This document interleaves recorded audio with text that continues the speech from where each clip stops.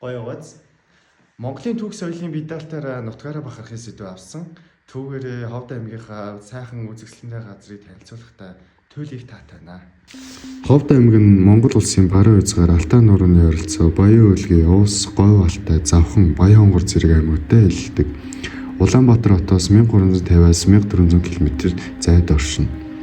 Автомашинаар ойролцоогоор 20-с 22 цагийн жолоодлого онгоцоор Улаанбаатар хотоос Ховд аймаг хүртэл нислэг ойролцоогоор 2 цаг. Улаанбаатар хотоос баруун хязгаарт байх учраас газар нутгийн хэмжээ, уул тал, гол мөр, уудам мөргөн нь Ховд аймгийг илүү үзэсгэлэнтэй харахад нөлөөлдөг. Ховд аймгийн хамгийн ихний танилцуулах газар бол хар ус нуур. Нэрнээс нь харахад ус нь хар туяатай, гэхдээ бодит байдалд энэ нь нуурын гүн түүний ёроолдох органик бодис шаврын нөлөөгөөр харагддаг өнгө юм. Нуурын эрэхт намхан уус, хээрийн болон ой модтой хэсэг байна. Орчны байгалийн үзэсгэлэнтэй амрах загасчлах судалгаа ихээр тохиромжтой. Гэхдээ усны гүн дунджаар дунд гүнтэй гэж үздэг. Хар ус нуур нь Ховд аймгийн дөрвөн сумын нутагт орших томоохон нуур бөгөөд түүний усны гүн өргөн дараах байдлаар тодорхойлогддог. Дунджаар 2.2 м-гүй, хамгийн гүн хэсэг нь 4.5 м-гүй.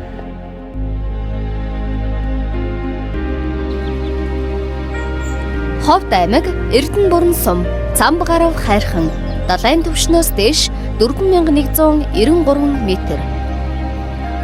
Ховд аймгийн Эрдэнэ бүрэн сум, Баян Өлгийн аймгийн Алтан цогц, Баян нуур сумдын заагт орших Цамб гарав хайрханд тавтай морил нуур.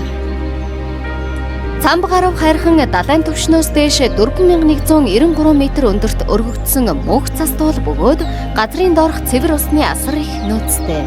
Нурууг тойрон 200 шахан булаг шанттайгаас гадна эмчилгээний сайн аршаануудтай. Энд мөнхийн хүйтэн ноёрхож жилийн айлч улиралд агаарын температур тэг хэмээс доош байдаг. Цамб гарав хайрханд мөс судлалын чиглэлээр болон нэн ховор ирвсийн өсөлтийг хангах судалгаа их хийгддэг. Ховор амьтан ургамал ихтэн дээр түүх соёлын дурсгалт зүйлс багагүй байдаг. Ховд аймаг үе үеийн олон зуун их орнуудыг төрүүлсэн түүх нутаг. Монгол улсын үндэсний тусгаар тогтнол, газар шороо, эрх чөлөөний төлөө цогцтой тэмцэгч, нийгэм төрийн цэцгэлтэн, галдан бөшигт, амар санаа, улсын баатар, гонгор, тэгшээ, гива, бадам, дандар зэрэг цогтой их оронч баатрууд, партизан 54, улсын баатар 7, хөдөлмөрийн баатар 26, ардын цолтон 9, гавьяат 80 шахам, эрдмийн зэрэг цолтой 90 гаруй, төрийн соёлд 13 төрж гарсан авиаслаг хөдөлмөрч хүмүүсийн үлгийн нутаг юм аа. Мөн аймгийн хөгжимд драмын театраас Монгол улсын урлаг соёлын нийт гарсан зүтгэлтнүүд, алдар гавьяатнууд олноороо төрж гарсан түүхтэй. Энэ театрт Монгол улсын төрийн соёлт хөгжмийн зохиолч Чулуун, Мяас хөрөн, ардын жүжигчин Зангад, гавьяат жүжигчин Миндэ, Загд сүрэн, Зандан хүү, Цэрэмпэл, Хүүхээ, Лусан даш, Жамсан жав, инх цэцэг, урлагийн гавьяат зүтгэлтэн Чойдог, Лусан чарав, Жамсан жав, Ясай, амгалан, равсал нарын урлаг соёлын амьд түүх болсон хүмүүс ажиллаж амьдарч байсныг дүрдэд бахархуулжтай. Ховд аймагт өдгөө ажиллаж амьдарч бие алдарчнууд Монгол улсын хөдөлмөрийн баатар Борондагийн Лувсан, Дулдхааны Хараа, Шир бодлын Лавг, Мамади Ясай, Монгол улсын гавьяат цолтон Күрстийн Цэн ойдоо гавьяат барилгачин цолтой. Ингээд цаашаа дуртаад байвал олон сайхан эрд төрсөн гавьяат нутаглээ. Манай аймагаас олон язгууртны бус олж ирсэн гэх түүхэн баримт бий. Холбогддог Орсын уулын алтаад болон судалж байсан уршнуудаас илэрсэн юм одоо хэлбэрийн варсав байсан. За мөн өөр одоо хамгийн чухал олдвор нь юу вэ гэхээр оршуулгаас гарсан хүний одоо шарил байгаа. Одоо хатмар шарил гэж манайхаа ярьдаг. Тэр шарилийн одоо толгойн хажууд нь тавьсан түргийн хаан тусын үед холбогдох хүнжил өнгөшүүн дээр байдаг шовгор оройтой ийм юудан хэлбэрийн малгай байдаг. Тэр бол боддоор гараад ирчихсэн. Энэ нь бол шууд уг дурсгалыг түргийн хаан тусын үед холбогдох дурсгалыг бол баталж өгч байгаа.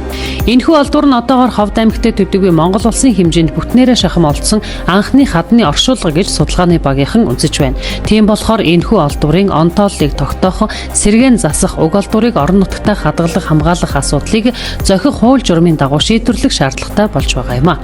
За тэгээ Ховд аймагаас олдож байгаа ер нь Монгол улсын хэмжээнд олдож байгаа ийм ижүүрэн хадны оршуулга бол урд нь бол олдож байгаагүй. За тэгээд энд бол бүх эдийн зүйлсийг бол энэ хүнд бол тагтуулан оршуулсан байгаа. За тэгээд энэ зүйлсийг одоо нэн шаардлагатай одоо орчинд нь бол хадгалж хамгаалаад тэгээд нэгдүгээрт бол он цагийн тогтоох. За хоёрдугаарт бол одоо хадгалт хамгаалтыг сайжруулах. За гуравдугаарт бол сэргээн засварлалтын ажлыг бол нэн төрөнд хийх шаардлагатай байна. Энэхүү хадны оршуулга нь Ховд аймагаас олдсон 2 дахь олдвор болж байна. Анхных нь Ховд аймагаас 2013 онд Тус аймгийн Мөс сумын Улаан хад гэх газраас олдож байжээ. Ийхүү надтай Ховд аймгаар хамтдаа байсан та бүхэндээ баярлалаа.